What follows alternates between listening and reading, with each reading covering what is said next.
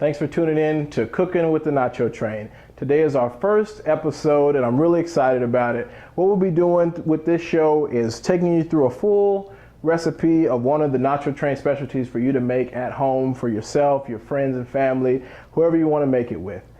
Today we'll be going through bacon cheeseburger nachos with best guacamole. But before we get into that, I'm going to tell you a little bit about the Nacho Train if you're not familiar. The Nacho Train is a catering company and food vendor and soon to become a nonprofit charitable organization. And we specialize in creating unique and outrageous and delicious varieties of nachos. So as of today, we have about 40 different flavors ranging from pizza and caramel apple and cookies and cream, birthday cake, anything you can think of, we make it. But to get into today's recipe, like I said, it's bacon cheeseburger. So you have your beef, you have your bacon, you have your chips, and you have your cheese. So let's get started. So what we'll be doing is first we're going to start out with our beef. Throw it in your pan. You're going to turn on the fire. I like to season mine with a little bit of seasoned salt. Flowers is the best. A little bit of lemon pepper. And generous helping of black pepper. You're going to crush that up a little bit. Cook it on about medium to medium low heat for about 15 minutes. While that's going, we're going to get our bacon squared away. So here's our bacon. And you can microwave it or skillet. I like to microwave mine. So you're going to microwave it for about a minute per piece. And then we go ahead and get our cheese warmed up while everything else is going. Usually this is probably the last thing you want to heat up if you're heating it in a stovetop double broiler like this. If you're starting in a crock pot, you'll probably want to start it early because they take a long time to warm. But in a double broiler, make sure you fill up your water about a quarter of the way, and then you can also add some milk to give it a little more yield. So like I said, you can add milk to give the nacho cheese a little bit more yield. And any type of nacho cheese will work. I like Bakers and Chef's nacho cheese because it has a little bit of spice to it. And obviously if you want a little more spice, you can always add some jalapenos or some cayenne pepper depending on the type of spice that you like. So this you definitely want to keep on kind of a low heat. You definitely don't want the cheese to scorch. It'll get real hard on you. So here we are. So our beef is simmering, our bacon is cooking, and our cheese is warming. So once all of these three things are done, we'll be ready to go. So while we wait on that, let's go ahead and go cut up some veggies. All right, now the fun part. We get to cut up some toppings for our nachos. I like to use tomatoes, fresh tomatoes for the bacon cheeseburger, kind of give that bacon cheeseburger feel. So when you start out, you can cut a bigger piece and then you cut it into smaller pieces. So here we go. I like to cut mine down the middle. And then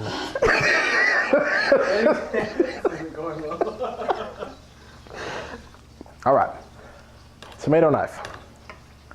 And then you cut it into smaller pieces, okay? Try not to cut yourself.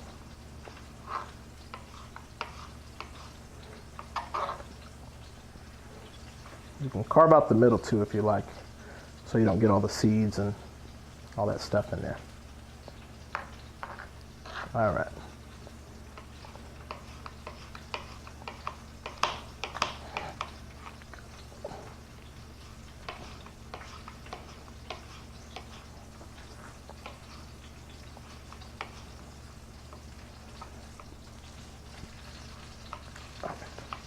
All right, that's enough. So there are our diced tomatoes. There are diced tomatoes for our toppings. Next, we'll cut up some jalapenos. You can use the bottled, the canned, or the fresh. I kind of am partial to the fresh. Whenever possible, fresh is better, you know. better for you. A lot of times it'll have that better taste. So we have some fresh jalapenos there and some fresh tomatoes diced up for us. And those will go as our toppings. And then, as I said, Bess already did some guacamole for us. All right, our beef is browning up nicely. You want to make sure you're moving it around and getting it nice and brown throughout. You don't want any pink in there.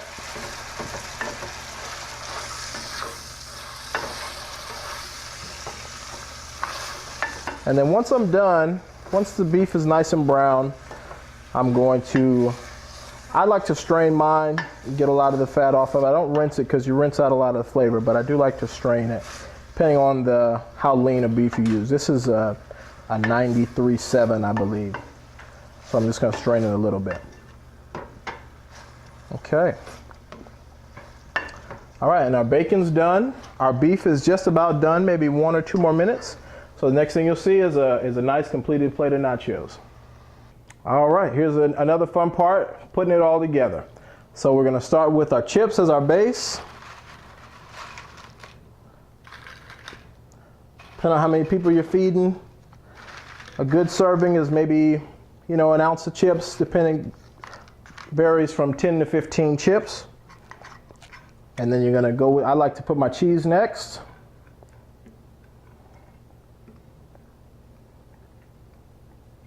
So you definitely want to get a nice good coating of cheese. Try to spread it around on all your chips. Not too much though. It's a lot of sodium. And then go in with your meat. So this is our beef and our bacon already mixed together. So I'm going to put that on top. And then you can kind of have fun with it. So then we'll go in with our tomatoes next. Just put a few in there. Put some fresh jalapenos on top. Spread those around a little bit. And then a little bit of guacamole. Oh, I almost forgot the sour cream. I'll be right back.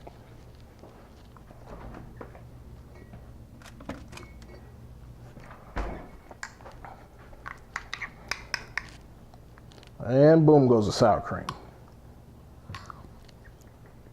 Bacon cheeseburger nachos. Now the most fun part of all.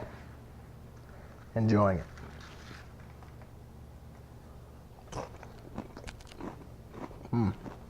Oh man.